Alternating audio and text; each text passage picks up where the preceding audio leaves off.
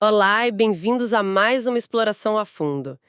Olha, sabe aquela frase, é preciso cultivar o nosso jardim? Do final de Cândido, do Voltaire? Eu confesso que, por muito tempo, eu sempre achei que era uma espécie de desistência.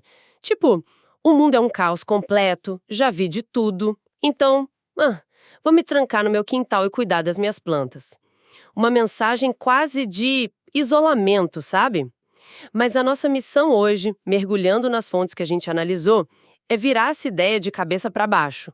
Vamos tentar entender o que realmente significa, depois de uma jornada inacreditável ao redor do globo, cheia de violência e absurdos, chegar a essa conclusão aparentemente tão simples. Será que é mesmo sobre se isolar ou é o exato oposto? O que as fontes mostram é que essa não é uma frase de retirada, mas sim o ápice da jornada, uma proposta filosófica incrivelmente densa. É como se Voltaire condensasse todo o projeto do iluminismo, tipo assim, em 5 palavras. Não é o fim da história, é o começo de um novo jeito de viver no mundo. Ok, vamos desempacotar isso. Porque a primeira coisa que salta aos olhos é o choque de ritmo. O livro é uma montanha-russa, né? Totalmente. Cândido é expulso de um castelo, vai pra guerra, sobrevive a um terremoto em Lisboa, foge da Inquisição, vai pra América do Sul, encontra Eldorado, volta pra Europa. É uma correria sem fôlego. E de repente, no final, para tudo. Eles compram um sítio e vão plantar. Por que essa freada brusca? Essa desaceleração do ritmo, como as fontes chamam, é totalmente intencional. A narrativa tem um movimento quase de desenho animado, frenético, caótico. É a representação do mundo como ele é. Um lugar de acasos brutais e sem sentido aparente. O final não é uma negação desse caos, mas uma resposta a ele. É a busca consciente por um centro, um alicerce. Ah, então não é parar de viver, mas encontrar a velocidade certa para viver depois de correr o mundo inteiro meio sem rumo. Exatamente. Pensa nas duas filosofias que o livro critica. De um lado, você tem o otimismo cego do Pangloss, que diz que tudo vai bem, uma filosofia rígida que se recusa a enxergar a realidade. Do outro, você tem o pessimismo absoluto do Martin, que diz que tudo é desgraça. O jardim é o meio termo prático entre esses dois extremos. Não é aceitar o mundo passivamente, nem se desesperar com ele. É encontrar um pedaço de terra e decidir ativamente. Aqui nós vamos criar ordem. E o espaço do jardim parece perfeito para isso. As fontes falam que ele representa a natureza, mas uma natureza com ordem controlada. É isso. Eles passaram o livro inteiro à mercê da natureza selvagem. Tempestades no mar, o terremoto. O jardim é diferente. Ele ainda é natureza, tem seus próprios ciclos, mas exige intervenção humana constante. Exige planejamento, trabalho, cooperação. É a metáfora perfeita para um projeto de sociedade. Um lugar onde a natureza e a razão humana precisam colaborar para criar harmonia. E essa ideia de ação, de construção, nos leva direto para a frase em si. As fontes fazem uma análise quase palavra por palavra e parece que nada ali é por acaso. Vamos começar com o verbo cultivar. Olha, o que é fascinante na escolha de cultiver, em francês, é a sua polissemia. Não é só sobre agricultura, sobre, sei lá, plantar alface. A palavra carrega um sentido moral, de cultivar as virtudes, um sentido estético, de cultivar as artes, e, claro, o sentido natural.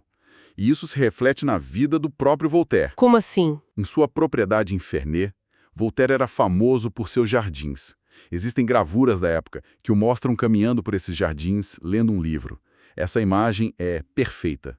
Ele está, ao mesmo tempo, cultivando a paisagem ao seu redor e cultivando a própria mente. Para ele, as duas coisas eram inexpressíveis. Cultivar é um ato de aprimoramento, tanto do mundo externo quanto do mundo interno.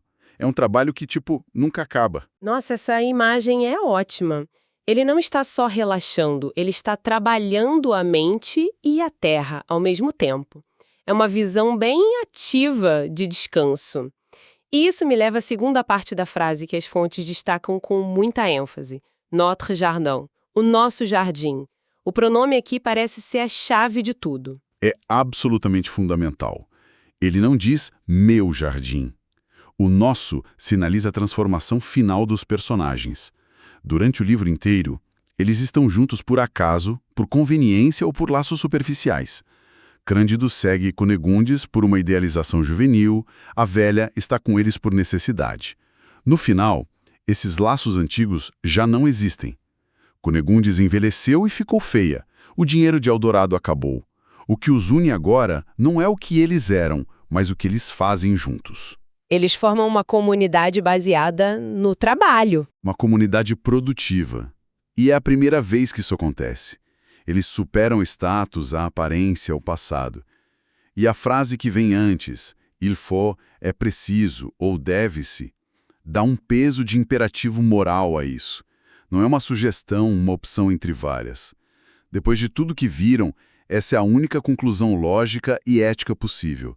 Formar uma pequena sociedade e trabalhar. Mas essa comunidade não é meio frágil? É um bando de gente traumatizada, deslocada? Cunegundes, a velha, Cacambo, Pangloss.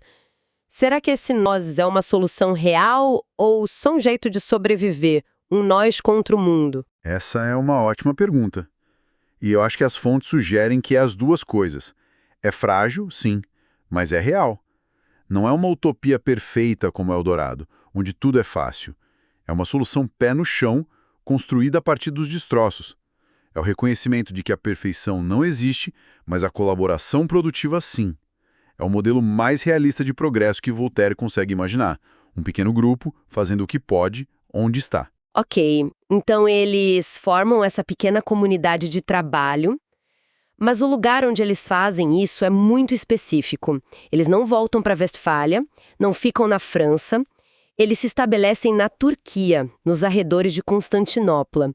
Isso não pode ser aleatório. De jeito nenhum. A escolha da Turquia é uma jogada de mestre de Voltaire.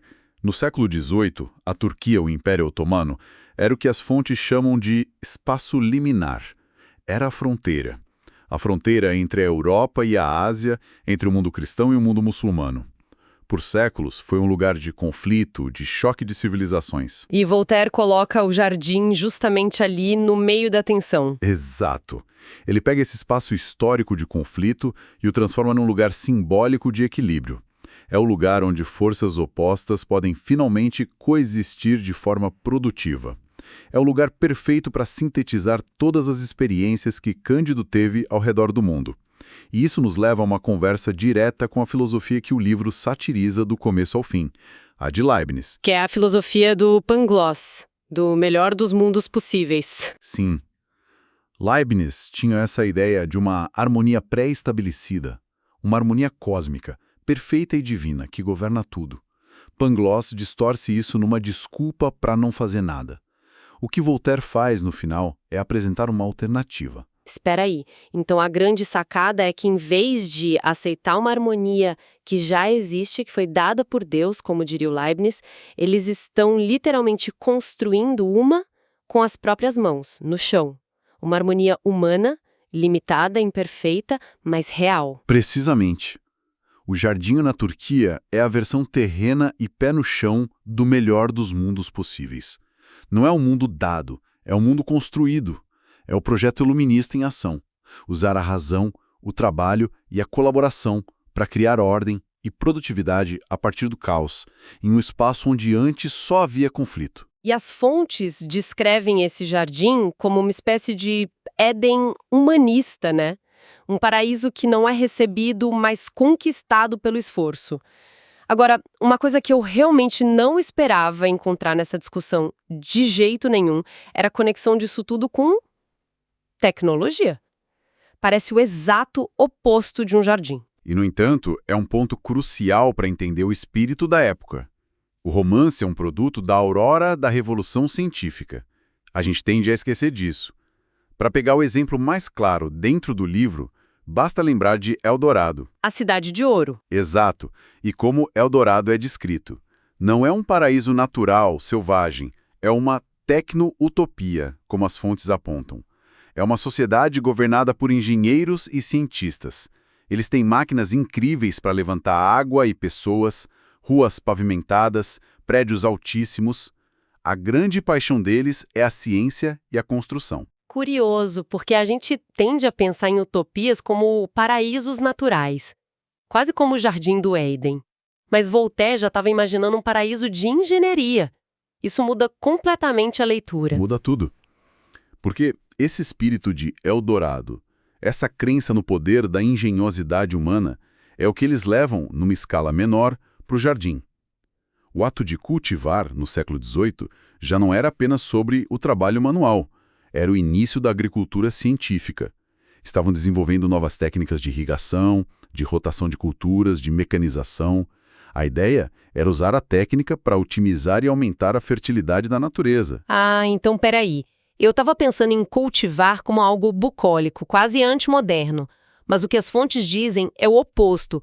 É sobre aplicar a ciência e a técnica da época na Terra. É um ato moderno. É um ato profundamente moderno. É a fusão do ideal pastoral com o ideal cívico e tecnológico. E essa ideia de usar a técnica, de usar ferramentas para melhorar o mundo, nos leva a uma das metáforas mais poderosas que as fontes exploram. A ideia do próprio livro, da própria literatura como uma tecnologia. Nossa, essa ideia do livro como uma ferramenta, uma máquina para viver, é muito poderosa. Especialmente quando você compara com aquele personagem, o nobre e pouco curante. O contraste é a chave para entender o argumento de Voltaire. Pococurante é um nobre veneziano que tem tudo: palácios, obras de arte, uma biblioteca gigantesca com todos os clássicos. E ele está mortalmente entediado. Ele despreza tudo. Para ele, os livros são mercadorias de luxo, objetos de decoração, símbolos de status que ele acumula, mas que não lhe dizem mais nada.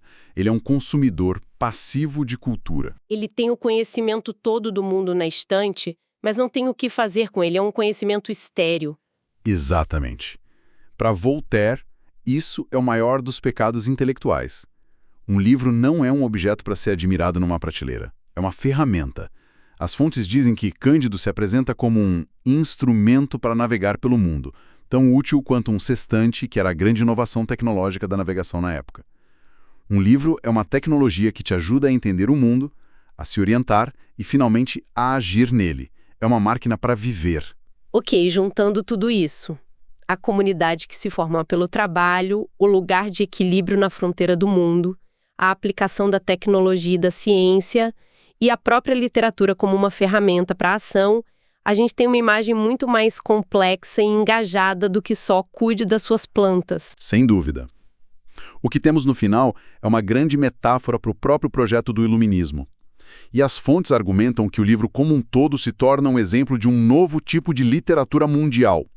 Uma literatura que não foge das contradições do mundo, mas que tenta ativamente negociar essas forças conflitantes. Ele não só fala sobre a harmonia, ele é a harmonia. De certa forma, sim. Pense na estrutura do livro. Ele mistura sátira com relato de viagem, filosofia com aventura picaresca. Ele junta personagens de todas as classes sociais e de todos os continentes. Ele coloca em diálogo a natureza e a tecnologia, o masculino e o feminino, o otimismo e o pessimismo. O livro não oferece uma resposta simples. Ele propõe um método. Pegar todas essas peças aparentemente incompatíveis e colocá-las numa relação harmoniosa, através do trabalho, da razão e da colaboração. A própria obra é um jardim literário. Então, para resumir a nossa jornada, cultivar o jardim em Cândido está longe de ser uma fuga. É, na verdade, a ação mais engajada possível. É sobre parar devagar sem rumo e começar a construir algo concreto deliberadamente. É sobre criar uma comunidade produtiva, encontrar equilíbrio em um lugar simbólico, usar as ferramentas que temos, sejam elas enxadas, conhecimento científico ou os próprios livros, para coletivamente dar um sentido à vida em meio ao mundo caótico. Perfeito. E essa análise toda nos deixa com um pensamento final, uma provocação. As fontes nos mostram esse contraste muito forte entre duas visões do conhecimento. De um lado, a visão de Voltaire, o livro como uma máquina para viver, uma ferramenta para construir.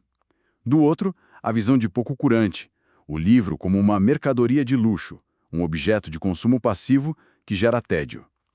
Isso levanta uma questão que é talvez mais pertinente hoje do que na época de Voltaire.